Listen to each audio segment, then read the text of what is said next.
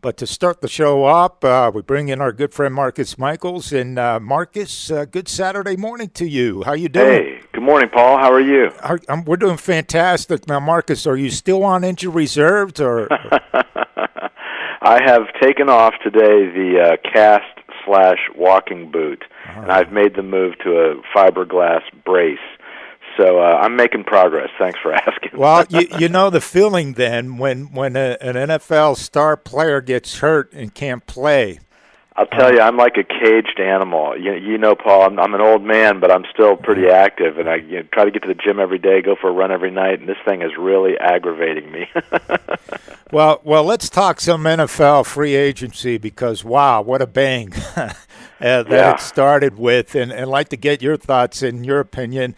And I guess, I really don't know where to begin. Let's begin with Saints here and Jimmy Graham and that trade to Seattle. Max Unger got a number one pick. They weren't done. They made a lot of other moves.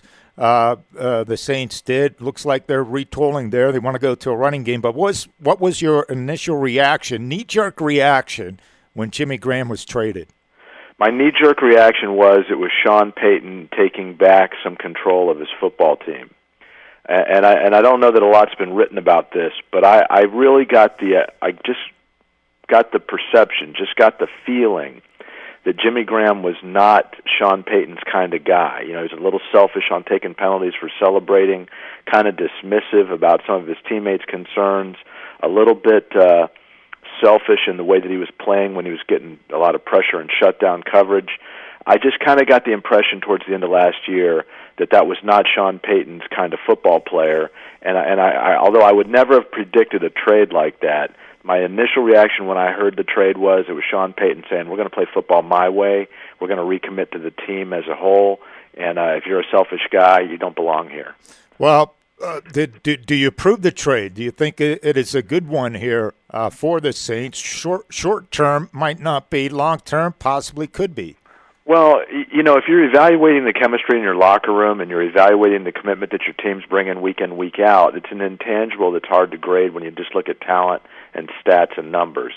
You know, when you look at it, Max Unger is a great football player. He's going to anchor that offensive line, but he doesn't have the impact that Jimmy Graham has. Arguably the best tight end in football. I know Gronkowski fans are out there, but I think I'd probably take Jimmy Graham over Gronkowski if I was building a team. So, I mean, in terms of the numbers and the statistics, I can't say it's a great trade for the Saints, but if you had a player that was kind of bigger than the system, and you know, he wasn't a problem player, he just was a self-centered guy, and I just got the feeling that Sean Payton said, if we're going to be successful as a team, we're going to have a unit mentality, we're going to have a group mentality. I mean, you know, it's what the Patriots have that everyone envies. He was going to have to make a deal that got the attention of his entire locker room, and I think he did that. Well, Marcus, one player on that Saints team that seems to be Sean Payton's guy is Mark Ingram, as they signed him.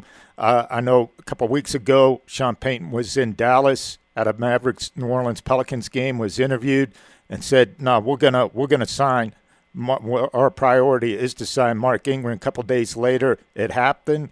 He drafted him, and he backed him, and it looks like not only with Mark Ingram but with C.J. Spiller now in the mix for the Saints that they are going to go to a grind running game, it looks like. Well, I'll tell you, it's kind of interesting because I don't think Sean Payton is a guy that follows trends. I see him as an innovator in the league, but I think he's taken a page out of the Dallas Cowboys playbook here, and I think he's recognizing that, you know, 3rd and 1 should be a running down. You know, when the Saints, like the Cowboys under Tony Romo, before they established that offensive line and DeMarco Murray last season, you know, if 3rd and inches was a throwing down to the Cowboys and a spread formation, and that's what it's been for the New Orleans Saints. I think what Sean Payton noticed last year, and a lot of teams around the league maybe have picked up on this, is, you know, you've got to have balance to be effective, and you've got to at least be able to threaten teams with a power running game, to get a lighter box, you know, get 7 as opposed to 8 guys down there sometimes, and create some mismatches for your offensive line. I think Sean Payton is saying quite clearly with the signing of Mark Ingram, and now with, you know, C.J. Spiller, who's, you know, I mean, he's more of a shifty guy, more of a guy in space, but certainly can run downhill, and he can add some power to his game. They're just saying, listen, you've got to respect our ability to run, so that we're not putting all this pressure on our quarterback and asking Drew Brees to win every game by throwing the ball 45 times. Okay, Marcus, you brought up the Dallas Cowboys, so let's talk about obviously and what happened this week and DeMarco Murray ending up with the Philadelphia Eagles. Just your thoughts here. You think that the Cowboys starting to learn a little bit here, not just throwing out the money to everybody? Well, clearly they've removed the emotional component from their business side of things. I mean, I think 2, 3, 4 years ago, this would have been an easy signing. DeMarco Murray earned the contract. The Cowboys certainly would have been smart to pay him. Nobody would have second-guessed them. But they've got cap problems. They've got a cap to deal with, and a lot of dead money comes from these long contracts to running backs. I mean, they're still paying on a Marion Barber contract for a lot of dead money from years gone by and signing him to a 7-year deal.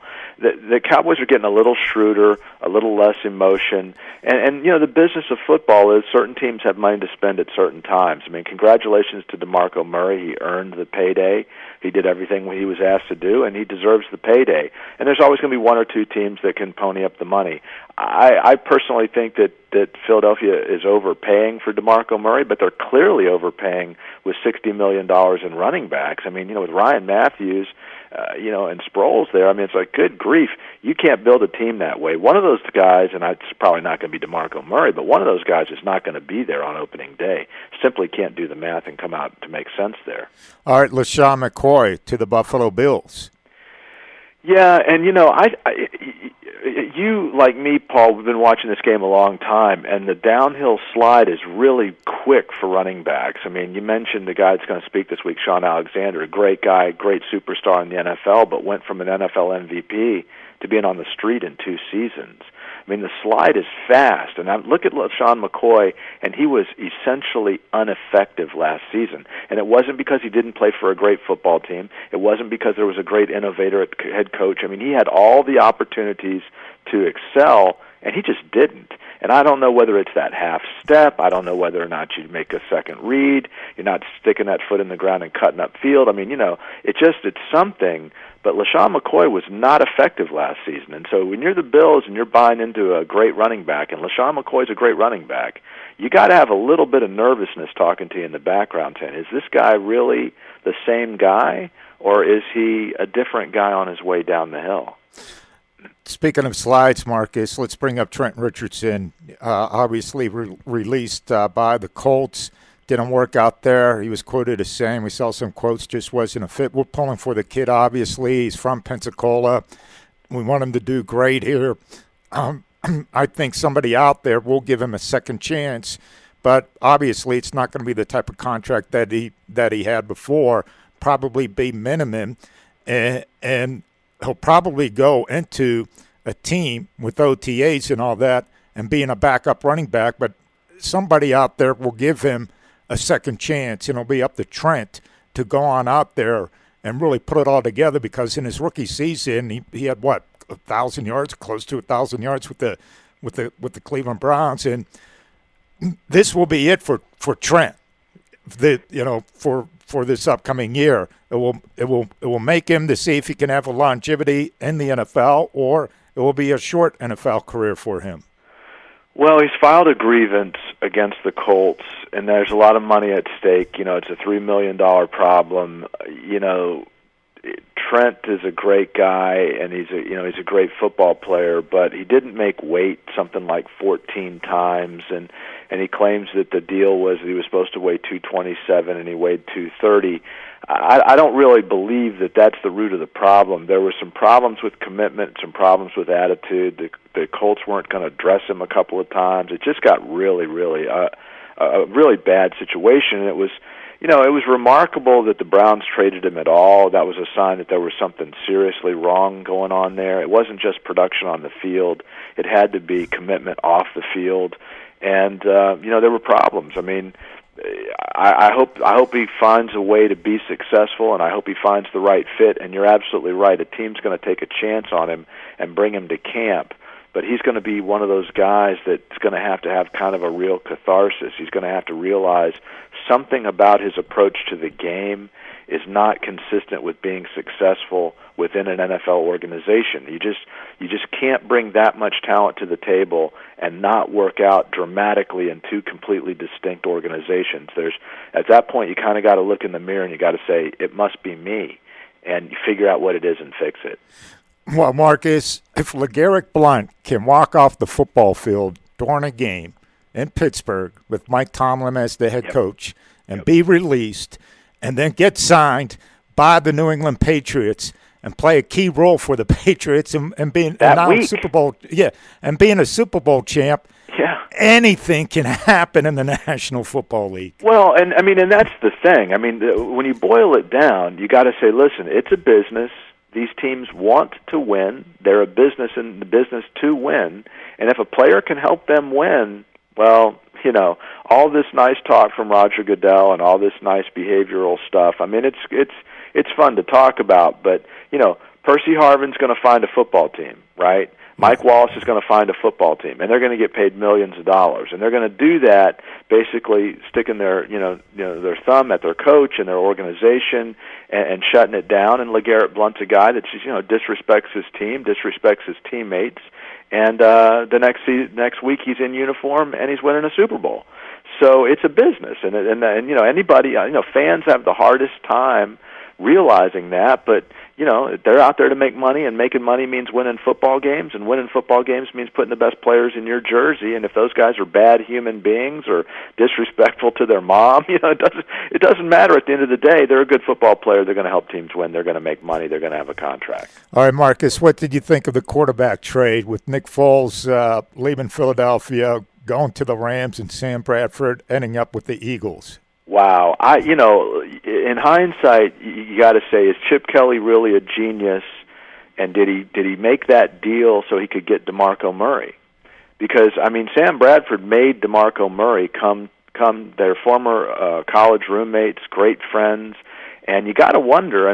Was that a part of a bigger plan? Is Chip Kelly really that smart? Because I didn't think that trade, when it happened, was a real good trade for the Eagles. I didn't realize that Nick Foles wasn't giving them what they wanted. I know he's not the fastest, quickest guy under center, but he ran the offense pretty doggone well, don't you think? And Sam Bradford, he's got all the talent in the world. He's a top flight guy, top shelf guy, but after you tear two ACLs in back-to-back years, you got to wonder, you got to wonder, is the guy going to stay on the field? I still don't know if he's going to be their quarterback opening day, but I didn't like the trade from the Eagles' perspective. It seemed like a reach, and it seemed like a bad gamble. It looked like Foles was effective, but if that was a part of a bigger plan to get DeMarco Murray, wow, that's a great move. Marcus, I think, and I got a hunch, that Chip Kelly will go after Marcus Mariota, and I think it will end up in an Eagle uniform. What do you think? Well, is he gonna deal Ryan Matthews? To package something to move up to get Mariota. I agree with you. I think he's trying to figure out how to do that. But he's going to create a revolution in the future if he trades a player that he recruited to bring in, somebody like Ryan Matthews. He's not going to trade DeMarco Murray. The Raiders want DeMarco Murray bad, and they were going to pay him a lot more money. And so he can make the deal with DeMarco Murray, and he can get Mariota if that's what he wants. But if he does that, he'll have a very hard time ever signing a free agent, a top-flight free agent again. If it's a sign-and-trade deal, that's one thing. But DeMarco Murray doesn't sound like it's a sign-and-trade deal. He thinks he's going to spend 4 years in Philadelphia. And Marcus, hey, before we let you go, Darrell Revis, you got to give the guy a trophy or something, because every single year, same situation, and he knows how to work the system as far as the free agent period for him to get the big money, doesn't he? The man is an entrepreneurial genius. He knows how to manipulate owners. He does his own press work. The guy's unbelievable. And hats off to him. He's doing business with some of the best businessmen in the world. If you own an NFL football team franchise, you're a successful businessman, right? Congratulations to Darrell Revis for outfoxing some of those guys. Marcus, hey, thanks so much for your time. Appreciate it. Hope you get up the IR pretty soon, all right?